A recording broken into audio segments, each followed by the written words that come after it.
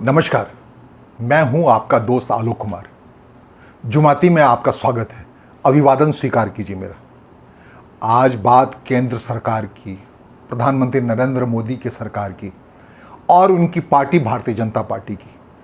कह रहे हैं कि भारतीय जनता पार्टी एक बड़े ही विलक्षण और प्रभावशाली बदलाव की दिशा में चल पड़ा है। ये इसलिए कि राष्ट्रीय अध्यक्ष तय होना है, और सिर्फ राष्ट्रीय अध्यक्ष ही तय नहीं होना है, इसके साथ साथ ही प्रधानमंत्री नरेंद्र मोदी को अपने मंत्रिमंडल में आमूलचूल बदलाव लाना है। और इसकी बड़ी तीक्ष्ण तैयारी चल रही है, सूक्ष्म तैयारी चल रही है, कई लेवल पे काम चल रहा है। और ये सब काम 15 अगस्त के आसपास या फिर जब 21 अगस्त को पार्लियामेंट सेशन पूरा होगा तब दिखना है। और लोग कह रहे हैं कि इस बार का जो बदलाव है बड़ा अचंभित करने वाला बदलाव है। और इस बदलाव के दौर में जब तैयारी चल ही रही थी, जब राष्ट्रीय अध्यक्ष के चयन की प्रक्रिया चल ही रही थी, जब राष्ट्रीय अध्यक्ष ही नहीं उसकी टीम में कौन से लोग होंगे इसकी तैयारी चल रही थी, केंद्रीय मंत्रिमंडल में कौन से लोग लाए जाएंगे, किनको संगठन में रखा जाएगा, किनको सरकार में रखा जाएगा, इस पर जब तैयारी चल रही थी, इस दरमियान दो बड़ी बातें हो गई जो काफ़ी हद तक, जिसको कहते हैं किस्मत के तौर पर भारतीय जनता पार्टी के लोग मान रहे हैं, इस बदलाव की तैयारी में लगे लोग मान रहे हैं, वो हुई। एक बड़ी बात हुई कि ऐन मोड़ पर जो जगदीप धनखड़ उपराष्ट्रपति थे उन्होंने अपना रंग दिखाया और उनको बदलना पड़ा। तो एक बात मुकम्मल हो गई जगदीप धनखड़ के हटाए जाने से उपराष्ट्रपति पद से, कि अगला उपराष्ट्रपति जो होगा वो लैटरल एंट्री का व्यक्ति नहीं होगा, या भारतीय जनता पार्टी में लैटरल एंट्री वाले लोगों को अहमियत मिलनी कम हो जाएगी। आपको याद दिला दें कि प्रशांत किशोर एक दौर था जिस समय वो 2014 में प्रधानमंत्री नरेंद्र मोदी को चुनाव जिता के लाए थे, तो उन्होंने ही लैटरल एंट्री की पैरवी की थी। उनका इरादा था कि प्रधानमंत्री जो 2014 में सरकार बना रहे हैं, प्रशांत किशोर की मदद से उस समय भारतीय जनता पार्टी ने 282 सीटें जीत करके अचंभित कर दिया था सबको सरकार बना करके। कहते हैं 1984 के बाद पहली बार कोई सरकार बनी 2014 में जिसने पूर्ण बहुमत हासिल किया था, 282 सीटें हासिल की थी। और उसका श्रेय काफ़ी हद तक प्रशांत किशोर को जाता था, रणनीतिकार थे। उन्होंने अपने हिसाब से नरेंद्र मोदी को खड़ा किया था, सब कुछ कैंपेन किया था। उस कैंपेन के बाद प्रशांत किशोर का दबाव था प्रधानमंत्री नरेंद्र मोदी पर कि लैटरल एंट्री के जरिए उन्हें सेक्रेटरी जैसा कुछ बना दिया जाए, इतना पावरफुल बना दिया जाए जिसकी वजह से जो ब्यूरोक्रेसी है उसने जो काफ़ी डेवलपमेंट के रफ्तार को धीमा कर रखा है, जो फाइलों में सिमटी हुई है, बाबूगिरी सिमटी हुई है, कागजों पे ही काम करते हैं, उसका फिर 30 साल का समय अपना बिता देते हैं, बर्बाद कर देते हैं। तो उनको सबक सिखाने के लिए या सरकार में विकास की रफ्तार को प्रभावशाली बनाने के लिए लैटरल एंट्री से गुणवान लोगों को लाया जाए, इसकी पैरवी प्रशांत किशोर उन दिनों से 2014 से कर रहे हैं। हालांकि इसकी बात की शुरुआत प्रधानमंत्री उस समय के डॉक्टर मनमोहन सिंह ने भी काफ़ी हद तक कर ली थी। वो भी काफ़ी परेशान थे। जो आर्थिक सुधार का क्रम है उसमें गति नहीं आ पा रही थी ब्यूरोक्रेसी की वजह से, उनको उपयोगी व्यक्ति नहीं मिल रहा था, तो कई सलाहकार उन्होंने इस हिसाब नियुक्त किए थे। और इस बात को प्रशांत किशोर अपने हिसाब से बड़ा ठोस तरीके से लाना चाहते थे, कोशिश भी किया था प्रधानमंत्री नरेंद्र मोदी ने, लेकिन तब के ब्यूरोक्रेट्स उनके हाथ रोक दिए थे। इससे निराश होकर के ही प्रशांत किशोर नरेंद्र मोदी का साथ छोड़ करके अगले मुकाम के लिए खास करके बिहार चले गए थे। तब बिहार में नीतीश कुमार भारतीय जनता पार्टी से अलग होकर के लड़ रहे थे, तो उन्हें सलाह देने चले गए थे। इनफैक्ट जो भारतीय जनता पार्टी से प्रधानमंत्री नरेंद्र मोदी से प्रशांत किशोर का बिलगाव है, इसी बात को लेकर के लैटरल एंट्री के जरिए उनको एक ऐसी जगह दी जाए, ऐसी व्यवस्था में लाई जाए कि वो अपने जो आगे का प्रभावशाली अंदाज है उसको, हालांकि अलग बात है प्रशांत किशोर अलग हुए, प्रशांत किशोर का अलग होने के बाद हालांकि प्रधानमंत्री नरेंद्र मोदी ने खुद को संभाला, प्रशांत किशोर के बिना भी 2019 के चुनाव में गए और 2019 के लोकसभा चुनाव में उन्होंने बम्पर करते हुए उस बार 303 सांसद जीत के चला है। तो ये उनके ऊपर छाप हट गया कि प्रशांत किशोर जैसा ही व्यक्ति भारतीय जनता पार्टी को इतनी बड़ी संख्या में जिता के ला सकता है। लैटरल एंट्री में आने वाला व्यक्ति ही भारतीय जनता पार्टी को निखार सकता है। आप कह सकते हैं कि 2014 की तुलना में 2019 का चुनाव विशुद्ध तौर पर भारतीय जनता पार्टी के अपने इंफ्रास्ट्रक्चर के जरिए लड़ा गया था, उसके आधार पर वो शानदार प्रदर्शन हुआ था। ये अलग है 2024 को उसी को कंटिन्यू करते हुए भारतीय जनता पार्टी छूट गई अपने पूर्ण बहुमत की स्थिति से, उसे के सिर्फ 240 सीटें आ पाई। इसी बात को लेकर प्रधानमंत्री में एक रंज है, एक रोष है। उनको लग रहा है कि 2024 में जो उनके साथ हुआ वैसा नहीं होना चाहिए था। उनमें उस कॉन्फिडेंस को गेन करने की लगातार कोशिश कर रहे हैं। उनको लग रहा है कि उनको दो बैसाखियों पर चलना पड़ रहा है, चंद्रबाबू नायडू को लेकर चलना पड़ रहा है, नीतीश कुमार को लेकर चलना पड़ रहा है, बिहार में जनता दल यू को। ये सूरत नहीं रहनी चाहिए थी और वो चाहते हैं 2029 का जो चुनाव हो उस समय तक भारतीय जनता पार्टी की ये सूरत नहीं रहे। अंदर अंदर उनको लग रहा है कि भारतीय जनता पार्टी, पता भी लग रहा है इस प्रदर्शन की एक बड़ी वजह भारतीय जनता पार्टी के संगठन का खोखला हो जाना है। संगठन का खोखला हो जाने की बात हम इसलिए कह रहे हैं, 2019 से लगभग भारतीय जनता पार्टी के राष्ट्रीय अध्यक्ष जगत प्रकाश नड्डा हैं, उनमें वो हनक नहीं है जो 2019 तक संगठन में हनक पैदा किया था अमित शाह ने, जो फिलहाल गृह मंत्री हैं। गृह मंत्री बनाए जाने के बाद उन्होंने संगठन के अध्यक्ष पद की कुर्सी छोड़ी थी और उसके बाद जगत प्रकाश नड्डा को उसकी जगह लाया गया था। लेकिन जगत प्रकाश नड्डा में वो हनक नहीं है, वो हमेशा प्रधानमंत्री नरेंद्र मोदी और गृह मंत्री अमित शाह के शैडो में काम करना चाहते हैं और उसका नुकसान होता गया, उसकी भरपाई नहीं हो पाई। उसका नतीजा है कि 2024 में जो नतीजा आया भारतीय जनता पार्टी का, जो आकलन किया जा रहा है इंटरनली, वो 2040 की संख्या पे आके ठहर गया, जबकि उम्मीद कुछ बड़ी ज़्यादा थी। तो इनफैक्ट ये पोल लगभग खुल गया है कि संगठन की मजबूती के बिना भारतीय जनता पार्टी कुछ नहीं कर सकती। ये पोल लगभग खुल गया है कि संगठन की मजबूती के आधार पर ही सरकार की मजबूती संभव है।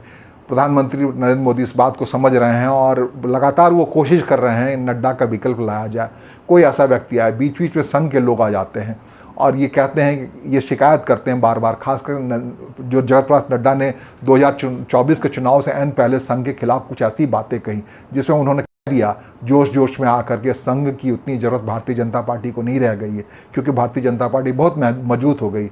अब संघ को ही मजबूत भारतीय जनता पार्टी की ज़रूरत है। राष्ट्रीय संघ के लोगों को ये बात काफ़ी बुरी लगी थी। वैसे तारतम्य का संगठन और सरकार का एक रिश्ता रहता है, नाता रहता है, और हमेशा से जो राष्ट्रीय अध्यक्ष होता है भारतीय जनता पार्टी का, उनका मनसा वचना कर्मना वो प्रधानमंत्री से मिलता जुलता होना चाहिए या सत्ता प्रतिष्ठान में बैठे व्यक्ति से मिलता जुलता होना चाहिए। इस लिहाज से तो परफेक्ट हैं जगत प्रकाश नड्डा। लेकिन दूसरे में जो कार्यकर्ताओं में जोश भरना है, जो संगठन में पैनी नज़र डाल करके जो प्रतिभावान लोगों को बाहर निकाल के लाना है, वो काम कर नहीं पाते। इसकी एक बड़ी वजह है कि उनको एक शैडो में काम करना पड़ रहा है। और भारतीय जनता पार्टी 2019 से लेकर 2025 होने जा रहा है, बीते 6 साल से इसी शैडो में चल रही। इसका बड़ा नुकसान हो रहा है। ये संघ के लोगों ने भारतीय जनता पार्टी को कई बार कहा है। इसी का आकलन करते हुए ये बदलाव की तैयारी हो रही है। इस बदलाव की तैयारी में उन व्यक्तियों की पहचान हो रही है, उन युवाओं की पहचान हो रही है, उन महिलाओं की पहचान हो रही है, उन जातिगत नेताओं की पहचान हो रही है जिनको संगठन में लाया जाना है, जिससे संदेश जाए भारतीय जनता पार्टी पहले से ज़्यादा सॉफ्टअप हो जाए। जहाँ जहाँ लुंज पुंज स्थिति थी, उत्तर प्रदेश में मार खाई है भारतीय जनता पार्टी। उत्तर प्रदेश को काफ़ी अपने हिसाब से कसा जा रहा है, ऐसा व्यक्ति ढूंढा जा रहा है जिसका व्यापक प्रभाव हो उत्तर प्रदेश में 2017 में चुनाव में जाना है, 2027 में चुनाव में जाना है, तो चुनाव में रिपीट हो भारतीय जनता पार्टी वहाँ।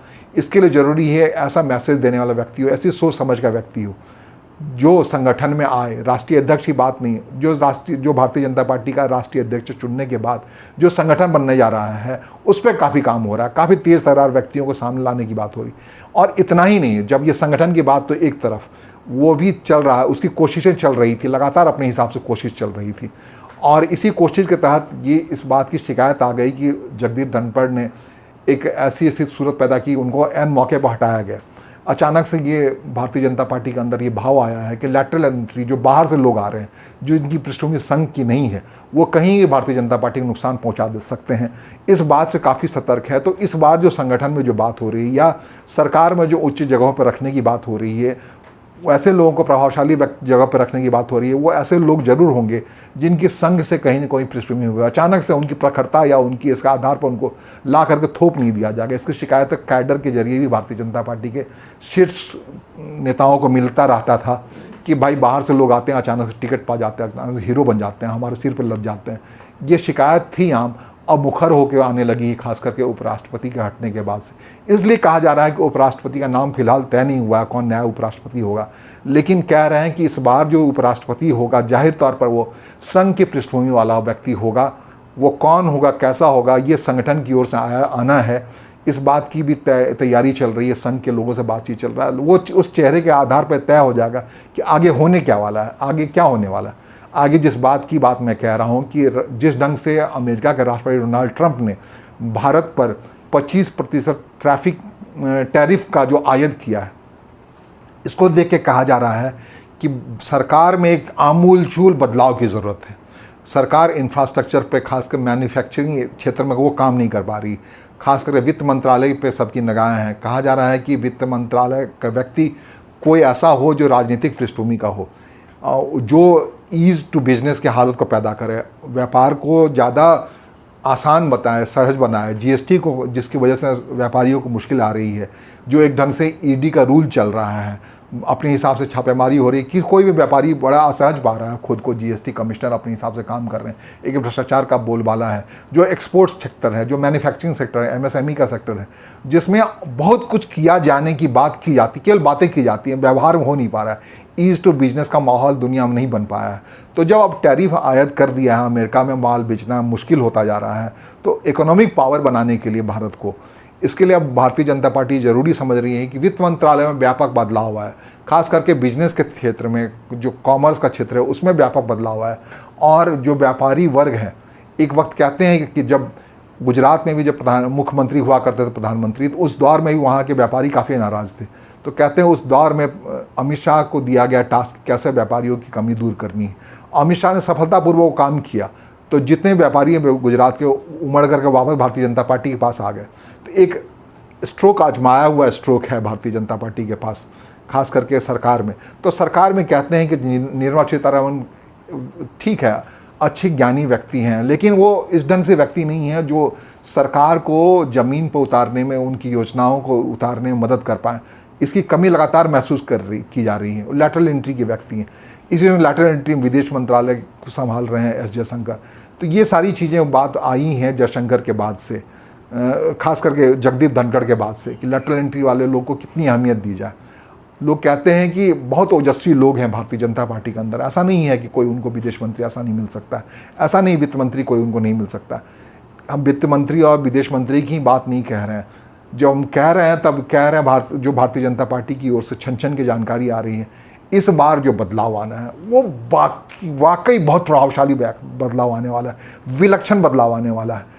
खास करके इस लिहाज से बड़ा महत्वपूर्ण है कि ये विलक्षण बदलाव इसलिए कि प्रधानमंत्री 17 सितंबर को 75 साल की उम्र सीमा पूरी कर रहे हैं, और उसके बाद कई अपने ऐसा ममरिंग चल रहा है कि उसे हटाया जाइए, लेकिन प्रधानमंत्री इस बदलाव के जरिए ये दिखाना चाहते हैं, मुमकिन है व्यापक बदलाव, कि वो उम्र उन पर आयद नहीं है, वो यंग हैं और भारतीय जनता पार्टी को नेक्स्ट जनरेशन ले जाने के लिए जो भी संभव वो करने में सक्षम है।